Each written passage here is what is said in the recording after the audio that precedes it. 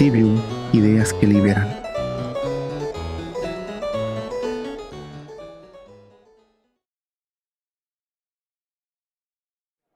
Josefa Santiago y el profesor en economía José Toral. Estamos aquí para discutir una serie de asuntos que son sumamente importantes para el desarrollo de la historia de Puerto Rico, del desarrollo económico de Puerto Rico, si es que alguno, y cómo se está viendo, ¿verdad?, en nuestra actualidad, cómo se impacta y cuál fue el background detrás de eso. Me refiero a los periodos de los años 40 y 50, este intento de la reforma agraria por tratar de distribuir las tierras de Puerto Rico que se habían consolidado en manos de unos cuantos terratenientes, tratar esa historia desde su trasfondo y ver qué más podemos discutir. Así que quiero, ¿verdad?, darle gracias a los concejales de UPR Bayamón, hasta al Consejo de Estudiantes, porque nos ayudó a sacar este espacio aquí dentro del recinto en el teatro. Así que muchas gracias a UPRB, a su consejo y estos dos profesores que también son de UPR Bayamón. Así que me gustaría empezar por algo que fue bien clave, ¿verdad? Para estos acontecimientos que vamos a estar tocando, que fue el cambio de moneda, el cambio de la soberanía, ¿verdad? Cuando Puerto Rico pasa a manos de Estados Unidos, se da un canje de moneda y esto va a impactar quién tiene el control de las tierras en Puerto Rico. Se va a dar un cambio en cuanto a la propiedad de nuestras tierras. Así que, ¿quién quiere arrancar? Profesora, las damas primero. Bueno, a Perdón, veces, perdón, a primero, un veces. honor estar con ustedes, con la distinguida profesora, con mi discípulo aquí, Reinaldo, inteligente y buena persona. Y espero pues que esto nos brinde un poco de luz. Sí, no, yo también estoy muy agradecida por la invitación a esta grabación.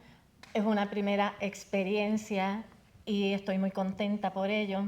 Y además muy orgullosa de mi estudiante, porque aunque ya lo fue, ¿verdad? Y lo tuve en el salón de clase, pues hoy ya yo lo voy a considerar como nada, como un colega también. Un colega, así mismo. Como un colega. Bueno, es amplio, ¿verdad? Proceso al que comienzas con tu pregunta así, ¿verdad? ¿Cómo te puedo decir? Abierta. Abierta.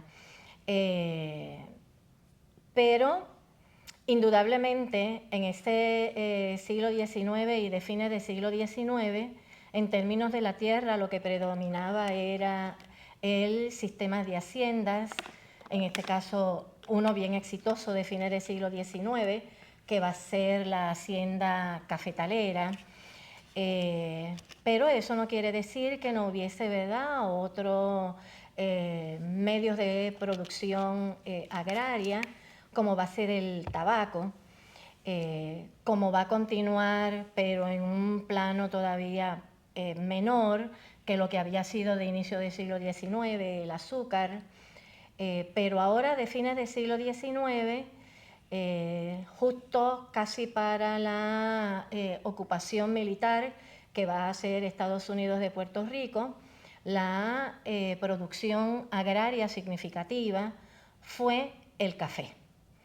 Y de hecho, este proceso va a implicar problemas, ¿verdad?, para esta industria, porque después de todo el café, el mercado más importante que tenía no era el mercado estadounidense, como lo había tenido el azúcar, sino que es el mercado europeo.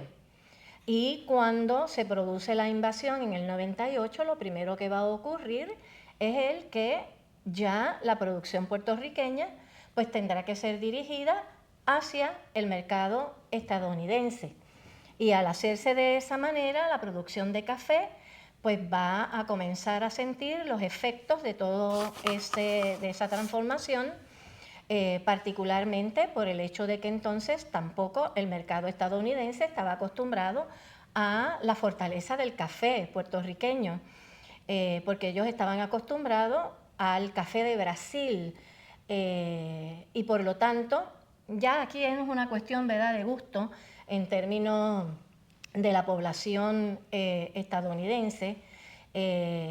y ante esa, digamos, poco aprecio a la degustación del café puertorriqueño, a estar acostumbrados a otras cosas, pues entonces lleva a que indudablemente, pues entonces ya no tener ni el mercado europeo y no tener el mismo impacto dentro del mercado estadounidense, pues eso va a abonar a, a una parte de la crisis, porque la otra va a estar relacionada con lo del cambio monetario.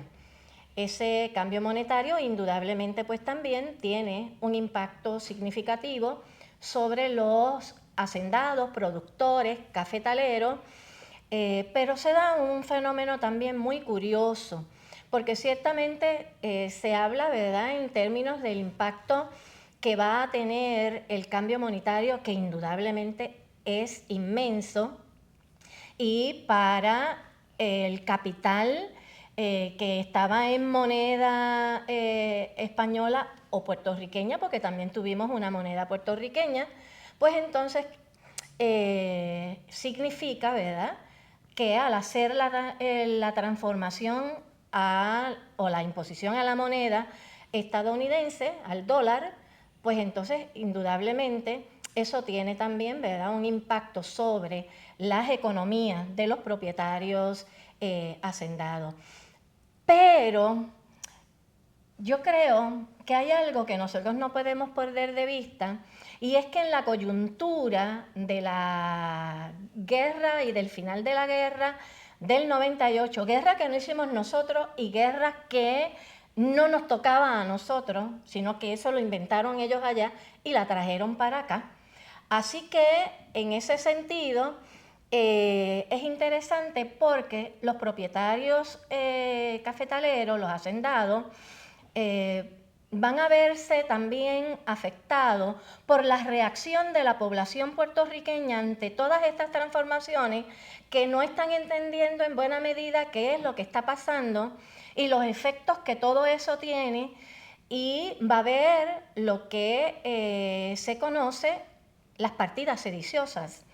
Las partidas sediciosas van a ser este grupo de gentes, de campesinos armados en los campos, que están atacando a las propiedades, principalmente cafetaleras, y ¿a quién va a recurrir los hacendados para la protección de sus intereses? Pues van a recurrir a las fuerzas nuevas, ¿verdad?, a las fuerzas militar y policíacas nuevas que se comienzan a establecer aquí.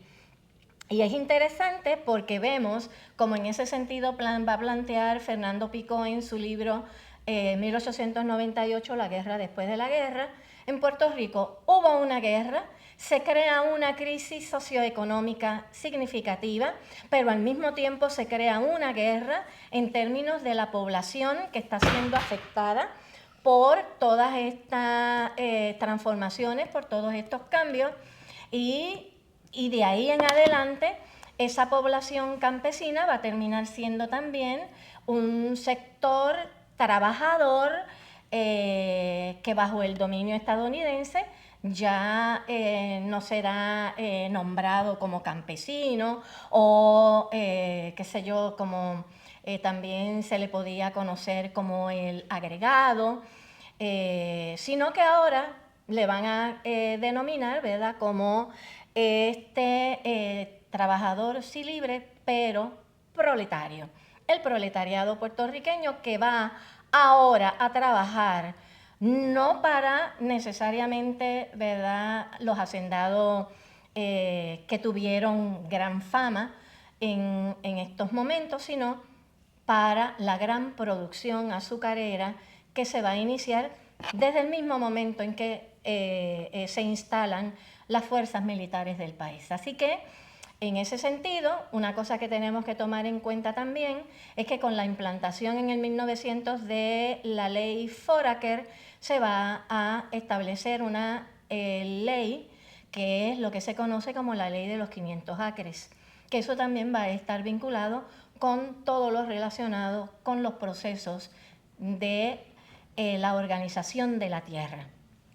Y no sé si el profesor, ¿verdad?, quiera añadir o señalar algo que entienda, ¿verdad?, pertinente a esto que estoy comentando.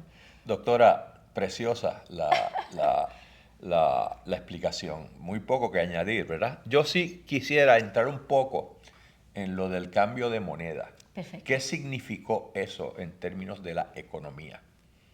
Una de las primeras cosas que hacen los Estados Unidos cuando llega aquí y su gobierno es devaluar la moneda que se utiliza en Puerto Rico. La moneda estaba a la par. Un peso puertorriqueño o una peseta española o lo que fuera valía lo mismo que $1. Así que si usted aquí tenía un capital de $10,000, que era un capital elegante para ese tiempo, ¿verdad? Pues tenía el equivalente de $10,000 en americanos. Al devaluar la moneda a la mitad y dolarizar la economía, ¿verdad? Pues usted le dijeron, bueno, usted tenía aquí $100,000, 100,000 pesos puertorriqueños que valía $100,000, ahora eso va a valer 50,000. Esos 50,000, ahora si usted quiere comprar $1, tiene que pagar 2 pesos de los suyos. A la vez que se hace eso, se dolariza la economía. ¿Qué pasa? Usted pagaba en pesos o en moneda española aquí en Puerto Rico, pero al usted dolarizar la economía, todo eso se pone en términos de dólares y de momento usted tiene que pagar el doble de un día para otro de lo que usted tenía que pagar la semana pasada. Pero no solo eso, sino que el dinero que usted tenía valía la mitad. Eso fue un golpe muy, muy fuerte aquí, tanto para la clase trabajadora como para los hacendados. Aquí había unos hacendados criollos muy poderosos. O sea, no estamos hablando de, ¿verdad?, poderosos en términos de como se conoce hoy día, estas empresas multinacionales. Pero aquí los cafetaleros tenían una hegemonía grandísima en Puerto Rico. Como dice la doctora, el café en Puerto Rico se tomaba hasta en el Vaticano. El sabor del café de Puerto Rico en Europa era sumamente apreciado y se pagaba lo que se quería. Una cosa que también aquí había en Puerto Rico, un cultivo que aunque no era grandísimo, sí fue importante en un momento, fue el cacao. En Puerto Rico en un momento fue un gran productor de cacao.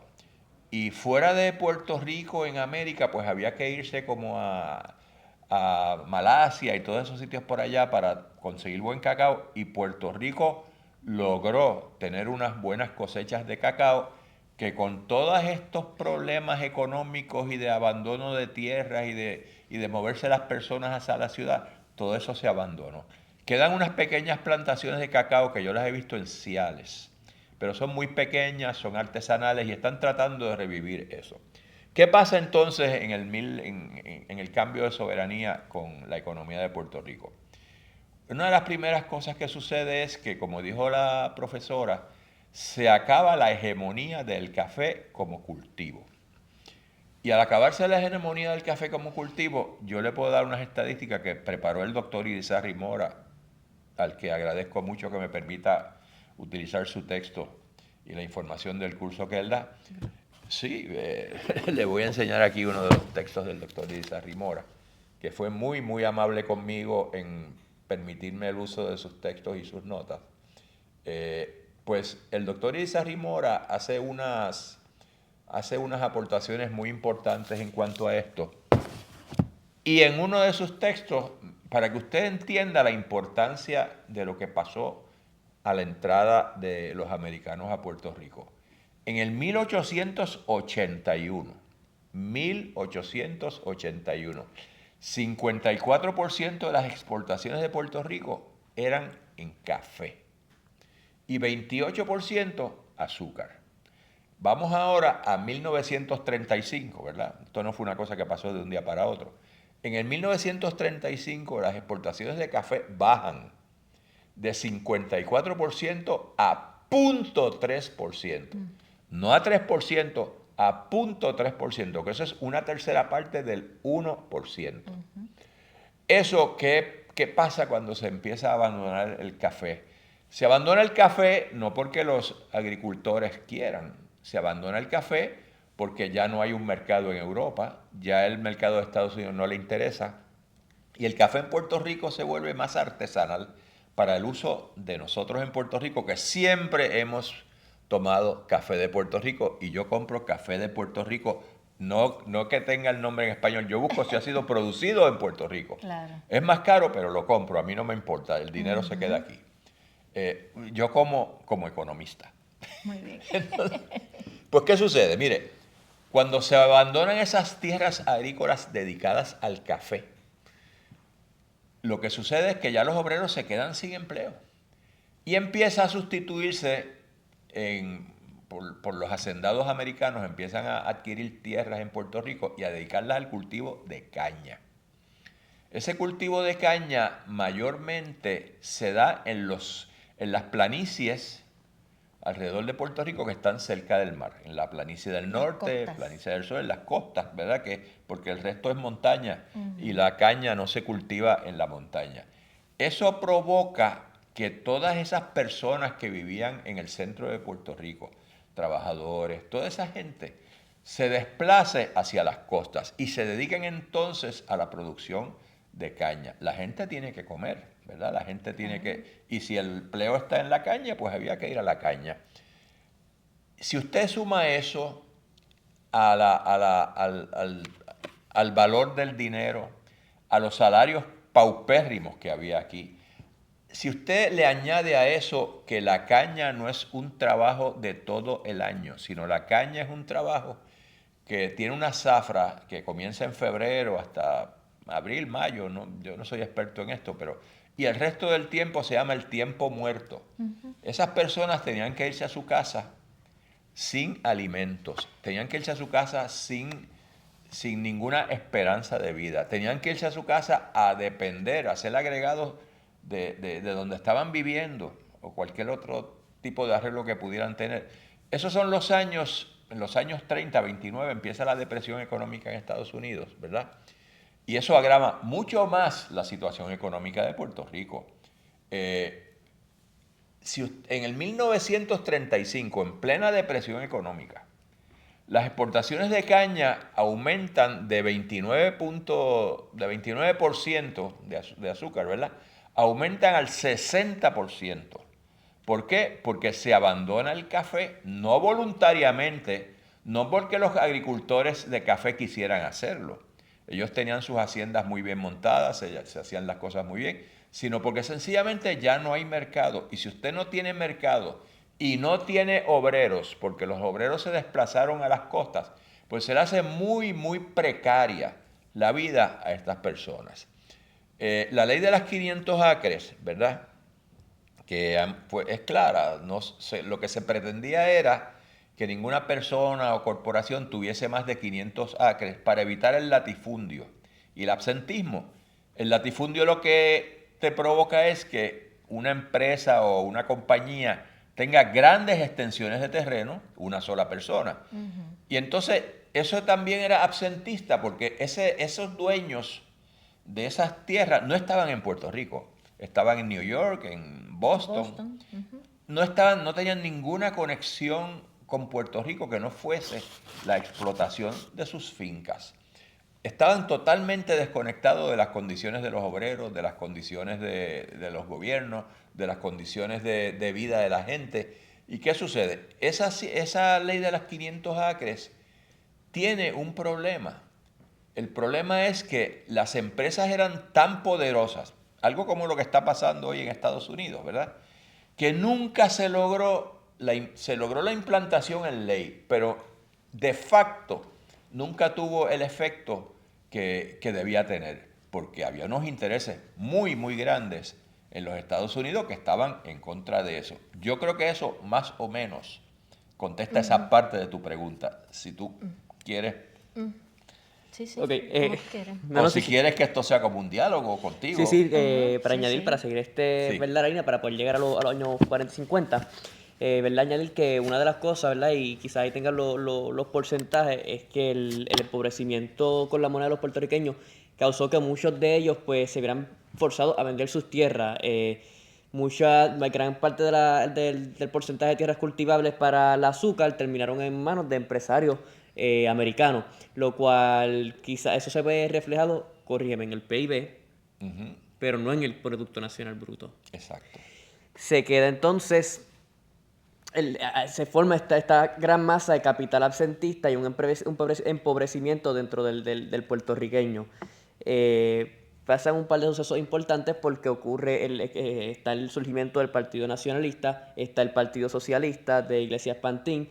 El Partido Nacionalista eventualmente rechaza las vías electorales, el Partido Socialista, la ironía, quizás escuchar esto en el presente, pero para poder derrotar al Partido Liberal. Es que tengo que decirte algo que yo insisto con mi esposa. Mi esposa es artista, ella es escultora y pues de economía y de estas cosas no sabe mucho ni le interesa y así me lo ha dicho. Pero estábamos hablando precisamente de estas cosas, de cómo uno ve las cosas y estábamos hablando de Thomas Jefferson y mi esposa criticándolo con mucha razón por alguna de las cosas que hizo Thomas Jefferson, ¿verdad? Y entonces yo le dije a ella lo siguiente, y aquí te digo lo mismo, que es que uno tiene que ver las cosas en un marco de tiempo y lugar. Las cosas, si vamos a utilizar nuestra óptica del 2021 y ver las cosas que sucedieron en 1930, 35, es muy probable que encontremos cosas abominables, que son abominables todavía, pero en esos años no se veía tan mal. Era más bien esa cultura social que tenía Puerto Rico, no veía las cosas con los ojos que tenemos ahora, a pesar de que siguen siendo abominables. Así que adelante. Para vencer al Partido Liberal, Ajá. el Partido Republicano y el Socialista hicieron una coalición. ¿Para qué fue aquello? Pero, anyway, siguiendo esto, pues el Partido Liberal después va a tener una escisión y de esa escisión van a ser el Partido Popular Democrático. Aquí haciendo pequeño una historia bastante larga y complicada. Sí, algo bien apretadito. Sí. Sumamente apretado. Sí, surge el Partido Popular Democrático, pero el Partido Popular Democrático surge con este lema: pan, tierra, libertad. No sé cuánto queda de ese lema hoy día, pero de lo que sí estoy seguro es que una de las cosas que se intentó de implantar para resolver esta situación del latifundismo fue una reforma agraria, porque si bien la ley de los 500 acres ya existía, la verdad es que muchas veces quedó impune, por lo tanto se da este proceso de reforma agraria que se pasa desapercibido ahora en el presente, porque también vino de la operación Mano a la Obra y de la industrialización de Puerto Rico. En este periodo, en algún momento, lo que es la población rural se va a convertir en la población urbana y la economía agraria eventualmente se va a ir perdiendo a lo que conocemos hoy día. Y quisiera enfocarme en lo que fue la reforma agraria, por qué se dio, cómo se dio y sobre estas etapas tempranas del Partido Popular Democrático, si es que amerita para responder esa pregunta. Yo antes de que usted vaya, con permiso, se te pasó algo vital y fue que en el 1917 se le impone la ciudadanía americana a los puertorriqueños. ¿Okay? Qué bueno que usa la palabra como es, imponer. Fue impuesta. Sí, pero es que como se disfraza todo aquí... Pero fue tan impuesta que en el Tratado de París, donde se regala Puerto Rico a España, una de las cláusulas dice que todo español que quiera mantener su ciudadanía la va a poder mantener. Mi abuelo, Eugenio Toral y Rosales, nacido en El Busto, en Asturias, fue al consulado español, dijo: yo no quiero ser ciudadano americano, ni mi esposa ni mis hijos lo van a hacer, y tenía que ir todos los años al consulado español a declarar que él era súbdito de la corona. Una cosa que lo hacía con las muelas de atrás porque él era republicano, o sea, él no creía en que en España debía haber reyes, él creía que España debía ser una república, pero la única alternativa que tenía en ese momento para no tener su ciudadanía americana era mantenerse como súbdito de la corona. Y así yo tengo los documentos y por eso yo soy ciudadano español también, ¿verdad? Porque eso se le pasó a los hijos y a los nietos. Bien, Lo de 1917 es importante porque es en un momento que está la Primera Guerra Mundial.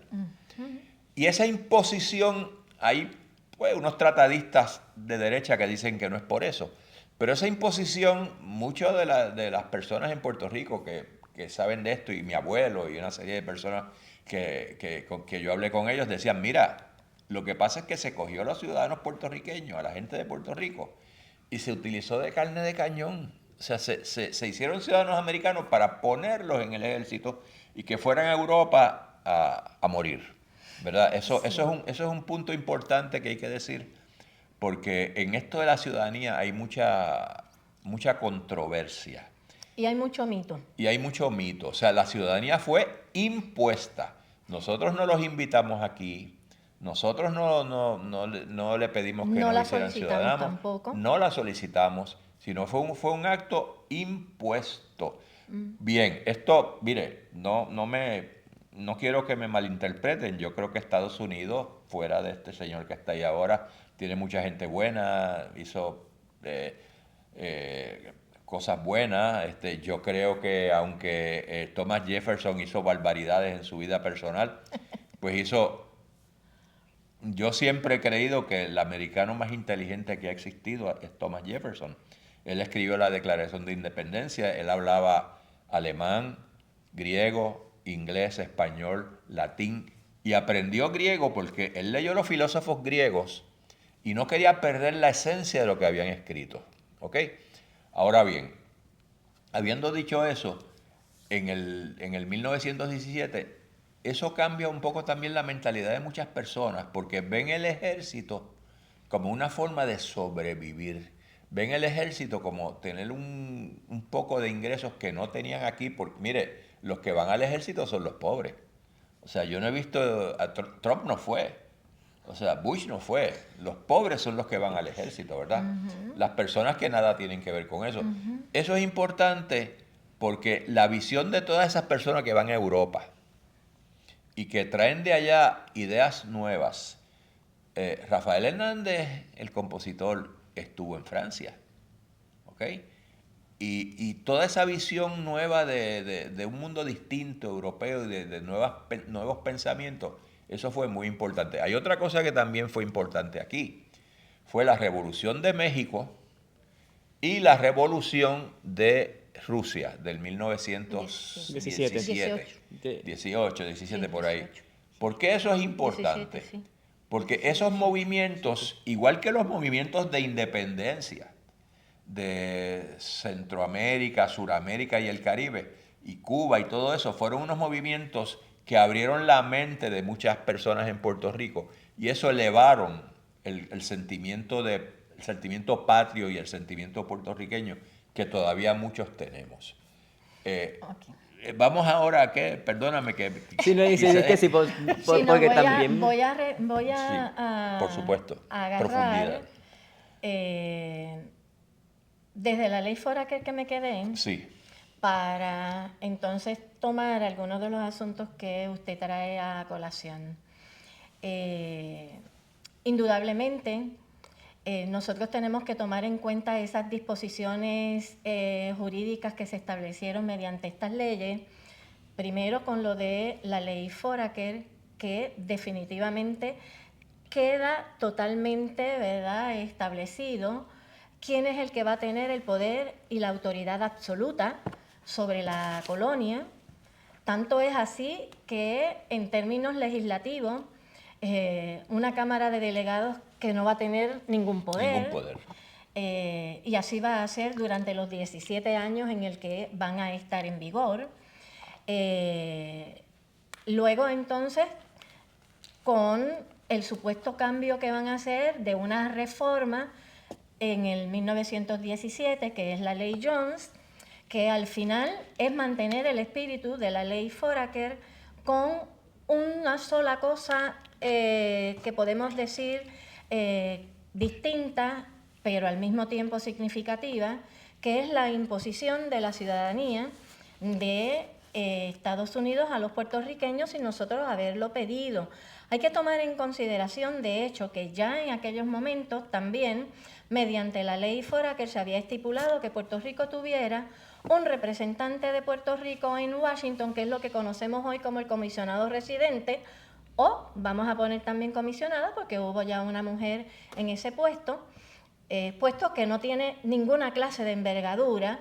En realidad, en la práctica, eso no tiene ni son ni ton, pero aquí se le está dando demasiada importancia a una posición que no tiene, la persona que va a participar de ese puesto, no tiene voto en los procesos decisionales dentro del Congreso. Lo único que tiene es voz, pero no es voto. Y el voto es fundamental en el proceso de determinaciones, ¿verdad?, de los asuntos que se vayan a tratar. Pero en ese interín de la década de los 10 al 20, que se comienza a plantear las posibilidades de ciudadanía y todo lo demás, por ejemplo, en aquel momento, Luis Muñoz Rivera era el comisionado residente de Puerto Rico en Washington y él comenzó ¿verdad?, a ser parte de toda la discusión que se hizo en el Congreso de Estados Unidos en torno a la ciudadanía. Y él estaba en acuerdo siempre y cuando se hiciera un proceso de consulta a los puertorriqueños de si querían ser o no ciudadanos de Estados Unidos. Y ese proceso de consulta nunca se hizo, no se llevó a cabo. Por lo tanto, la imposición es lo que prevaleció. Y claro está, los puertorriqueños quienes decidieron no adquirir la ciudadanía, terminaron siendo parias, van a ser unos pocos, muy pocos, en este caso como su familia, muy pocos, quienes van a lograr entonces mantener su ciudadanía española. Aquellos quienes no aceptaron la ciudadanía de Estados Unidos y se quedaron con la ciudadanía puertorriqueña, que era lo que, privó en la ley Foraker, pues entonces se convierten en parias porque no van a poder tener ninguna clase de participación en las cosas del país. Trabajo tampoco, porque no son ciudadanos. En fin, que al final y a la larga, esos 200 y pico de personas quienes decidieron, ¿verdad?, no aceptar la imposición de la ciudadanía, pues a la larga, pues no sé qué lograron hacer, o si al final tuvieran, ¿verdad?, que acogerse a lo que inicialmente, muy dignamente, se habían, ¿verdad?, habían rechazado. Ahora bien, a partir de ese 17, el otro pequeño cambio, algo significativo también, es que ya entonces finalmente Puerto Rico puede tener su legislatura como tal, con senadores, con representantes, porque pues cambia de nombre, ¿verdad?, lo que había sido en la ley Foraker, y que fueran todos electos, todos los puertorriqueños, senadores y Cámara de Representantes también puertorriqueños. Pero el gobernador lo nombrará el presidente. Pero el gobernador sigue siendo lo mismo, sigue siendo lo de la ley Foraker. Sí. Es más, la rama ejecutiva. Desde el gobierno militar, el gobernador va a ser nombrado por el presidente de Estados Unidos hasta 1947. 48 o 47. 46, que es cuando nombran a Jesús T. Piñero como gobernador, pero lo hizo el presidente Truman, es quien lo hizo. Y entonces en el 48 es el proceso en el 47 se aprueba la ley de gobernador electivo, y ahí es que entra entonces la figura, ¿verdad?, de Muñoz como un candidato a la gobernación, por un partido que se había fundado en el 38. En el 38. Y que se había desprendido esencialmente del Partido Liberal Socialista. puertorriqueño, que en aquellos momentos lo dirigía Barceló. Antonio R. Barceló. Antonio R. Barceló. ¿Verdad? De donde va a salir más adelante otro gobernador puertorriqueño con ese apellido, ¿verdad? Que va a ser Carlos Romero Barceló. Yo quisiera ampliar en algo que me enteré hace como 4 o 5 años, y es que la figura del comisionado residente no se nombra pensando en que esté en la Cámara de Representantes o en el Senado. Se nombra pensando en que va a ser el representante de Puerto Rico ante las agencias de gobierno de los Estados Unidos. Desde luego no encontraban dónde ponerlo y le dijeron, pues siéntate en la Cámara de Representantes. ¿Verdad? Algo como un cabildero glorificado. Bueno, sí, oye, tú sabes, o sea, pero digo, y a través de los años pues se ha quedado así. Pero la intención no era ni que estuviera en la Cámara de Representantes, ni ser miembro de la misma. Pero pues, ni nada de todas eso. maneras, ni siquiera entonces, ni como cabildero o cabildera, ¿verdad? Ha sido funcional una posición de esa naturaleza dentro del Congreso. Esencialmente, Para nada. esencialmente en absoluto. no ha sido... lo que puede hacer el comisionado es tratar de negociar con algún representante. Eso o es lo que algo tiene así. que hacer, ir tocar a las los puertas, vecinos sí. para ver qué pueden lograr y que pueda colarse algo para Puerto Rico y los puertorriqueños. Y entonces, desde allá, los que han ocupado esa posición se pintan como que es que han logrado, han pasado tanto trabajo haciendo tanto esfuerzo en un proyecto, que al final eso es engañoso. Exacto. Para el pueblo puertorriqueño. Ellos no son quienes otorgan los fondos federales, No, ellos no no. tienen Sí que ningún no. tipo de poder para No, eso. no. Otra cosa que se nos impone, la Marina Mercante de los Estados Unidos. Eso es por las leyes por de las leyes de cabotaje. cabotaje. El acta Jones. Y eso es súper importante porque precisamente impacta a los mercados a los que tiene acceso Puerto Rico para desarrollarse. Y eso ya desde la ley Foraker en el 1900. Sí. Y que en el 1920, entonces, que es lo que se conoce como la ley Jones, que no tiene nada que ver con la ley Jones de 1917, que a veces la gente lo confunde. Y fíjate, a mí, tú sabes, yo digo lo siguiente: Estados Unidos, que es el país que más habla de competencia y que los mercados deben ser libres, yo como economista, ¿verdad? Pues mantienen la ley Jones y eso es quien mantiene la marina mercante de los Estados Unidos, esencialmente es Hawái, Puerto Rico y Alaska, que son los únicos 3 estados que tienen, que necesitan importar sus productos o exportar sus productos, ¿verdad? Y tienen que utilizar la ley Jones tiene una serie de cosas horribles. Tienen que ser barcos construidos en los Estados Unidos, con tripulación estadounidense, ¿ok? Con las leyes y los costos y todas las reglas estadounidenses. Y eso encarece el transporte de bienes a Puerto Rico y de Puerto Rico grandemente. Lo que yo no puedo entender es que todavía hay personas que la defienden. Inconcebible. Inclusive colegas y amigos, ¿verdad? Sí, pero hay personas que defienden eso y yo digo, pero ¿cómo tú puedes defender eso? ¿Y cómo Estados Unidos puede defender una cosa donde está impuesta en Puerto Rico, pero por ejemplo, San Tomás y Santa Cruz y Saint John, que pertenecen a Estados Unidos y están aquí al lado, están exentas del acta Jones? Ellos pueden traficar con cualquier barco.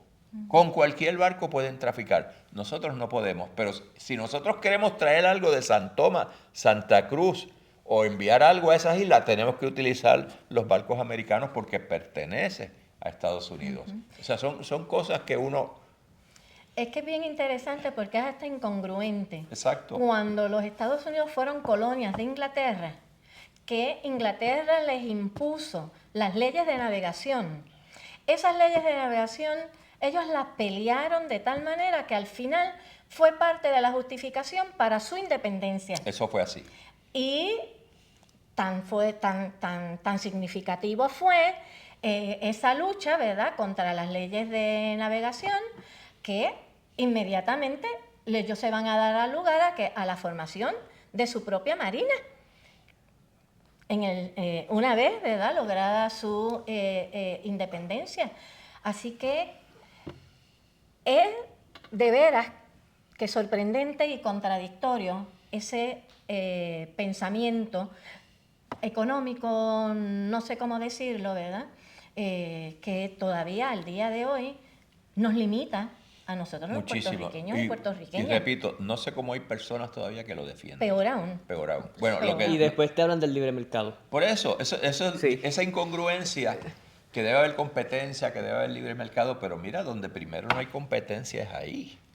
¿Dónde está el libre mercado? O sea, eso es, y no solo eso, sino que ya en Puerto Rico creo que hay tres líneas de barco que sirven. Y entonces, ya hace unos 8 o 10 años lo acusaron, ¿verdad?, de que estaban price fixing, que ellos estaban haciendo, tenían colusión voluntaria, que se pusieron de acuerdo para ninguno bajar el precio de X. Pues mira, hubo personas en la cárcel, presidentes de esas empresas y todo este tipo de cosas, y ni aún así aprenden.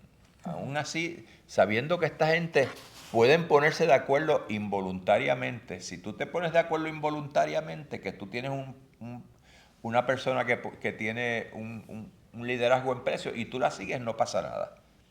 Eso fue algo involuntario. Pero si hay alguna comunicación, ya eso es delito, se llama voluntary collusion.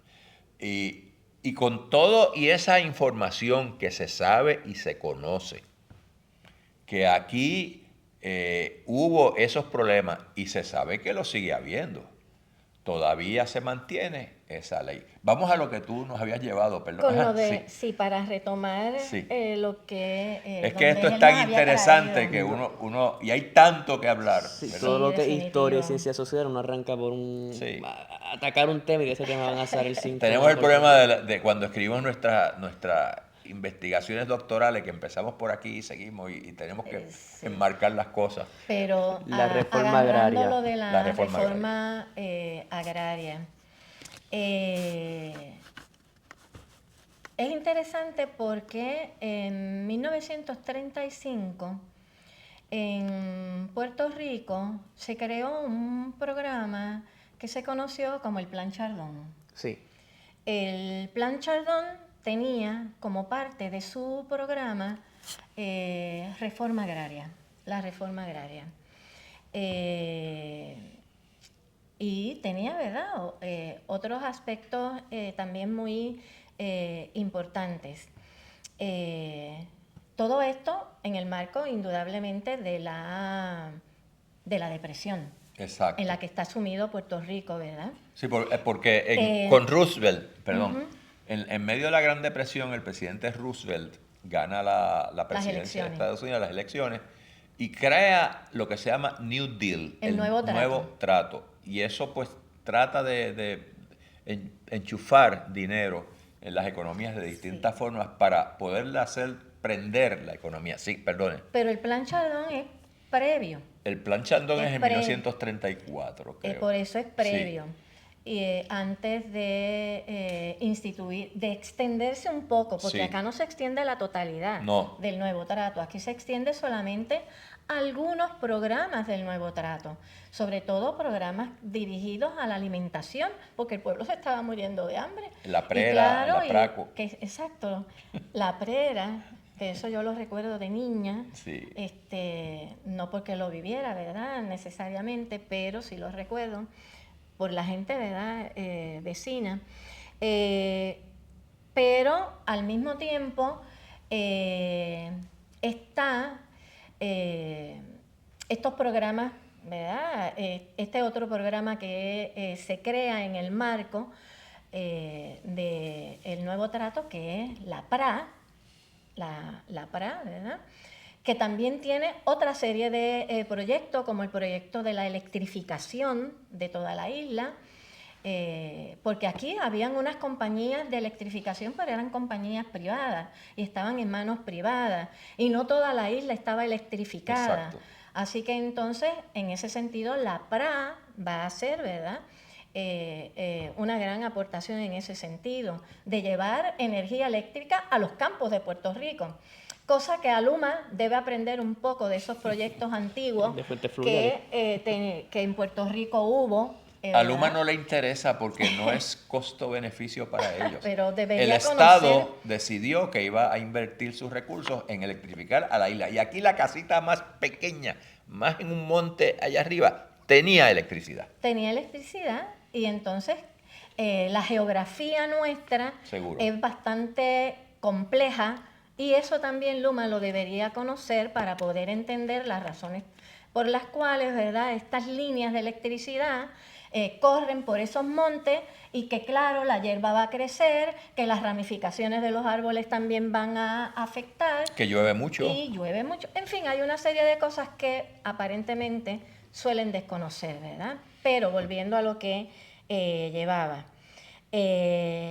Esa década de los 30 es, aparte de este asunto, también significativa porque hay una figura que está adquiriendo una dimensión política también importante, que viene primero desde el Partido Socialista en el que militó y que luego va a entrar a formar parte del Partido Liberal, que es el que corre en los 30, y de el cual va a ser, ¿verdad?, va a ser, como quien dice, no sus pininos, pero que va a dejarse sentir.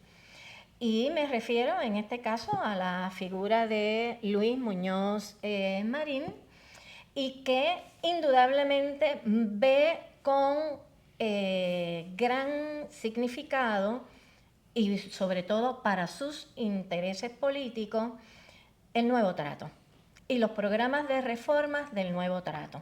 Sí, pero Ok. eso es cierto, pero hay una persona importantísima también en esos años, que es Togwell, el Sí, gobernador pero Rexford. es que, sí, cierto, Togwell. pero Togwell es del 41 al 45, Pero Togwell, en fíjate, Puerto Rico me refiero. sí, Togwell, que es nombrado por el presidente también. Sí, por No Roosevelt. es y él viene aquí como rector de la universidad. Sí, antes de eso. Porque el doctor Togwell era un doctor en economía y planificación. De planificación. En sí. planificación. Era una persona sumamente preparada. Un intelectual. Un intelectual de primera. Sí, sí, sí.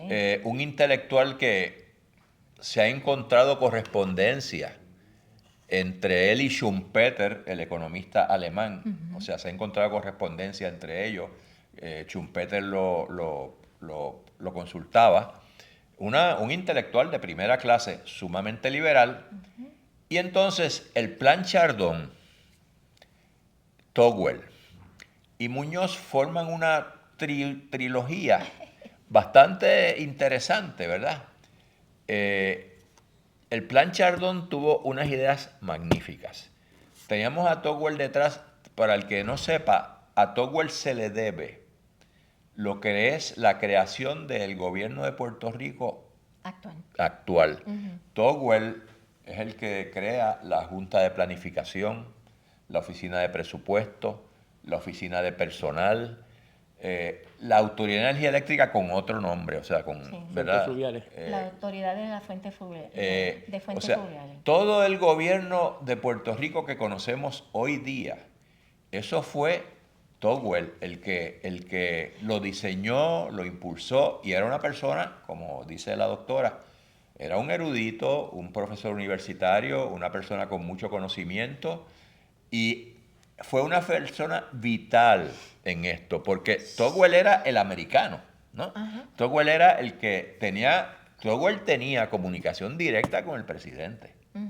O sea, eran personas muy, muy, muy allegadas. Se dice, y yo he visto documentales donde se dice que Togwell era miembro del Kitchen Cabinet de Roosevelt. O sea, Sí, el Kitchen desde Cabinet antes, es desde una antes. serie de asesores Sí. informales que tienen, ¿verdad?, los presidentes, Así donde es. le consultaban los asuntos importantes, y esa importancia tenía Togwell. O sea, Togwell era una persona sumamente brillante, quería mucho a Puerto Rico, hizo todo lo que pudo por Puerto Rico, ¿verdad? Si quiero añadir algo que es importante, que me parece que hay que señalar.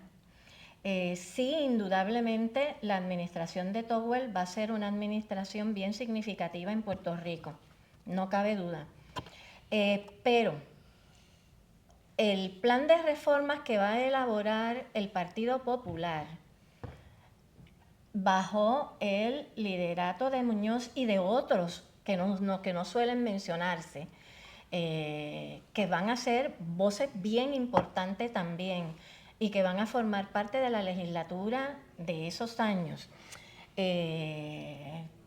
Y estoy pensando, ¿verdad?, en uno de esos legisladores que luego va a ser voz disidente dentro del Partido Popular, que escribió La farsa del Estado Libre Asociado.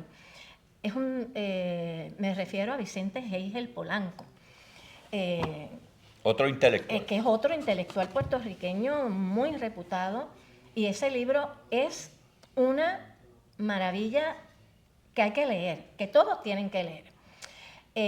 Asimismo, otros, ¿verdad?, puertorriqueños destacados dentro de esa legislatura del Partido Popular, cuando el Partido Popular llega al poder de la legislatura, porque otra cosa que también hay que aclarar, el Partido Popular en el 1940 no ganó las elecciones como tal, quedó como segundo partido.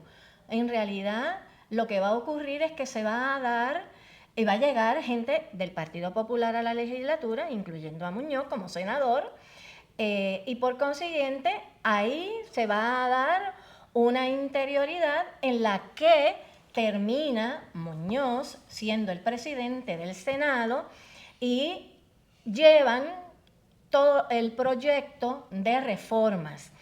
Entre esos proyectos de reforma está la Junta de Planificación, entre esos proyectos está la reforma agraria, que va a ser una de las más importantes. En ese proyecto están los proyectos de crear una autoridad de fuentes fluviales para la electrificación. Y esos proyectos coinciden precisamente con un gobernador que tiene una visión completamente distinta a los gobernadores anteriores, y que ese es el caso de Togwell, y que hay un trabajo de Togwell que también es indispensable que nosotros leamos, y que él escribió sobre Puerto Rico, que es bien, bien importante, y es una cosa, ¿verdad?, así mamotrética, de Stricken Land. La tierra azotada, que ahora está, ¿verdad?, en su versión en español. Pero cuando yo lo leí todavía esa versión no estaba. Y son 500 y pico de páginas en un inglés de gran altura. Oh, sí. Oye, hay que recordar, esto es importante.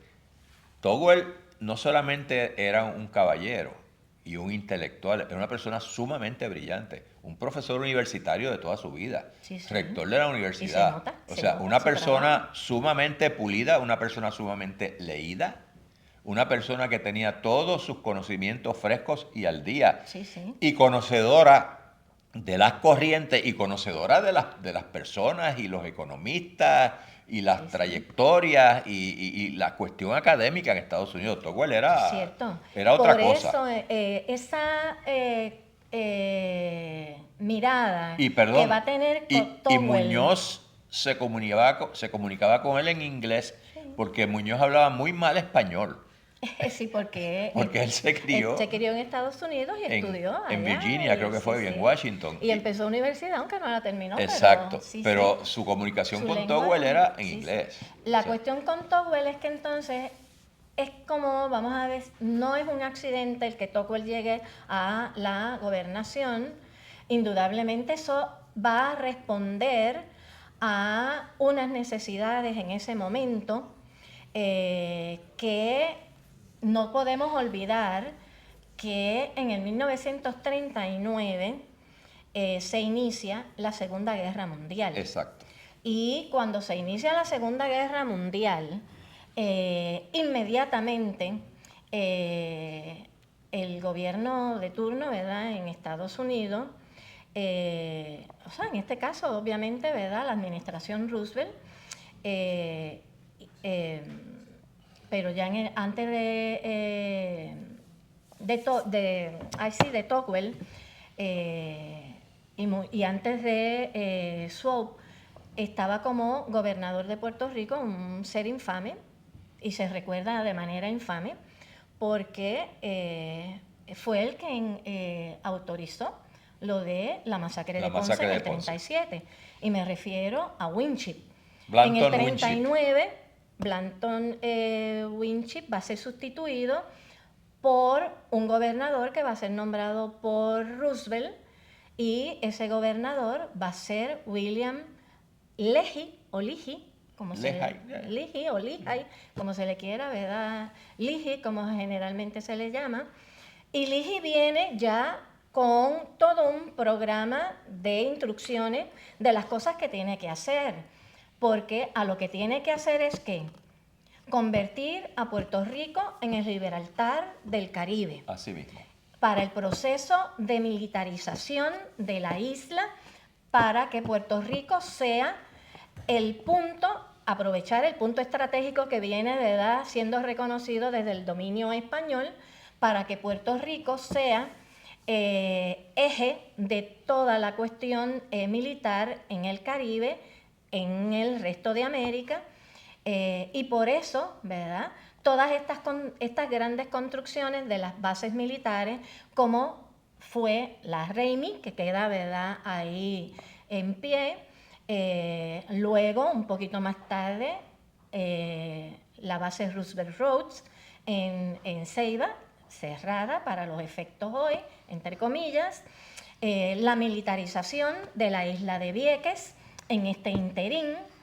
El establecimiento de campamentos militares en Salinas, Juana Díaz, en fin, una militarización amplia de Puerto Rico. Y a través de todo esto, en plena depresión. Y todo esto en plena depresión y con dineros, millones de dólares corriendo para ese proyecto de militarización. A lo que quiero llegar entonces es que Estados Unidos necesitaba, una vez Leahy dejó todo esto montado, un gobernador que pudiera servir al mismo tiempo para ofrecer una cierta tranquilidad, un clima de sosiego económico y social, y en el que además, en un ámbito de reformas que ya se venían dando bajo la administración de Roosevelt, y en el que era importante que en Puerto Rico, y eso lo va a agarrar en ese sentido el Partido Popular, lo va a agarrar muy bien Muñoz, que va a seguir esa línea de reformismo para lograr unos propósitos de transformación económica y social para Puerto Rico, que coincide en un contexto bélico y que coincide en un contexto de militarización de Puerto Rico. Pero hay, muy importante. Hay otra... Tenemos que coger una pequeña pausita técnica. ¿Cómo no? Hay algo importante en todo esto, ¿verdad? De este cambio de mentalidad. Aquí entra un cambio de mentalidad en la presidencia de Estados Unidos y entra también el pensamiento de John Maynard Keynes, que influye mucho al presidente Roosevelt, ¿verdad? Hasta ese momento, Estados Unidos lidiaba con sus problemas económicos, macroeconómicos, exclusivamente pagando la deuda, y para pagar la deuda subía los impuestos, y eso que hacía, agravaba más la depresión económica. Cuando se trae cuando gana Roosevelt y empieza él a ver las cosas de modo keynesiano, ¿verdad? Una de las cosas que hace es traerse una persona liberal, como es este señor Tocqueville, Y eso, como dijo usted, apacigua, trata de apaciguar, porque Blanton Winship fue un criminal, o sea, fue una persona que la trataron de matar en San Juan, ¿no? O sea, cierto. que en Ponce lo trataron de matar también, o sea, una persona que era indeseable, no era presentable en sociedad. Y eso, pues, es parte del cambio de mentalidad que tratan de imponer en Puerto Rico a través de Winship, a través de estos planes, estos dineros federales que aprovecha muy bien el Partido Popular y aprovecha su conexión con Togwell y su conexión con la periodista esta Black en Estados Unidos. Ruby Black, que era muy de Eleanor Roosevelt. Sí, sí. O sea, todo eso es un cóctel que va formando el nuevo pensamiento económico y el nuevo pensamiento liberal que había habido en Puerto Rico hasta esos años, que era un pensamiento más de apoyar al pueblo, más de creación de empleos, de algún pequeño desarrollo económico. Sí, retomando de lo que... Miren, Ajá. el tiempo se nos nos está pasa. Seguro. agotando. Bueno, pues ya vamos. llevamos más de la hora. Sí, está y bien. como quiera, todavía tenemos que hablar de la reforma agraria que Y no, que no hemos llegado. que todavía no Estamos hemos ya llegado. apenas Así empezando. pero hay que sentar, esto es importante porque es que hay que sentar las bases para después poder Sí. comprender por qué se dan estas políticas. Seguro. Y algo que cuando nosotros analizamos nuestros problemas contemporáneos, a nuestros políticos particularmente, se les olvida y empiezan a analizar las cosas de ahora para ahora. No miran más de 5 minutos al pasado ni más de 5 minutos al futuro. Cierto. Así que, para ir recapitulando y también dejar, ¿verdad?, un par de preguntas que se podrían quedar sobre la mesa, porque esto definitivamente amerita un segundo episodio para seguir tocando estos temas. Puerto Rico tuvo un cambio de soberanía. En este cambio de soberanía, la devaluación de la moneda empobrece al puertorriqueño, se nos impone las leyes de cabotaje, se nos impone la ciudadanía americana. Esto va a causar no solamente pérdida durante la ley FORA, que era en este caso previo a la imposición de la ciudadanía americana, de derechos civiles que estábamos ya ganando durante el periodo español, entre comillas. Pero sí, la cuestión es que los puertorriqueños al perder su poder monetario van a tener que vender sus tierras. A toda esta ocurre la Gran Depresión, pero Estados Unidos adopta una nueva política, el New Deal. Aquí en Puerto Rico ya estamos viendo esta nueva tendencia en el 35 con el Plan Chaldón. De hecho, Carlos Chaldón me parece que fue rector también de la Universidad de Puerto Rico. Sí, sí. Entonces empiezan a desarrollar estas nuevas políticas, surge el Partido Popular Democrático que va a surfear la ola del cambio y aprovechar este nuevo fondo y esta nueva visión que tiene el gobierno de Roosevelt. Así que esto eventualmente nos va a llevar a la reforma agraria. O sea, viene primero a la administración Roosevelt, viene también en términos políticos aquí el Partido Popular bajo el liderato de Muñoz. Y entonces viene lo de la reforma agraria, que es parte del proyecto de reforma del Partido Popular. Exacto. Pues entonces, aquí hay un par de acontecimientos interesantes que tenemos que hablar a nivel internacional para el segundo episodio, porque en el 17 mencionamos al principio, ocurrió la Revolución Rusa.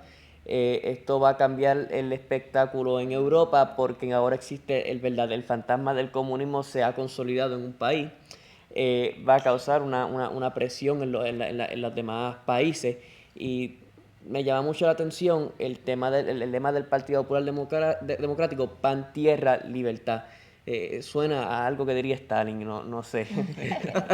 pero nada, para dejarlo así pero en la eso punto es suspensivo, exacto. sí, lo de la Revolución Rusa en el 17. Que primero fue la de México.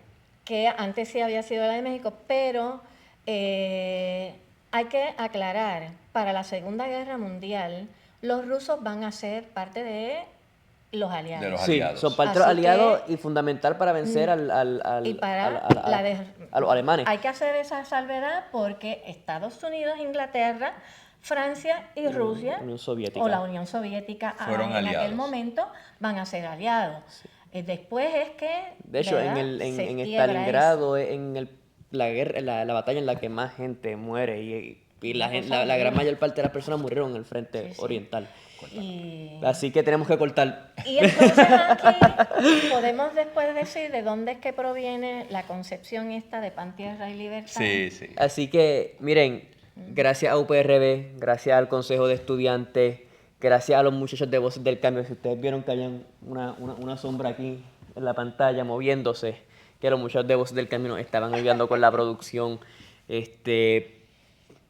Qué bueno tenerlo aquí. Esperemos que esto se vuelva a repetir. Tenemos que volver a repetirlo. Bueno. Tenemos que volver a Me repetirlo. avisas con tiempo. Cuenta con ello. Así Cuenta con que ello. terminar, pues, ¿verdad? Esos temas que se quedaron sobre el tintero, atacar la reforma agraria y analizar nuestro presente y nuestro futuro. Así que muchas gracias a los que nos vieron y llegaron hasta aquí. Ese like, un comentario, suscríbanse y que tengan, no sé, buenas tardes, buenas noches, buen día. Ustedes sabrán. Cuídense. Buenas noches o buenas tardes. Hasta o buenos días. luego.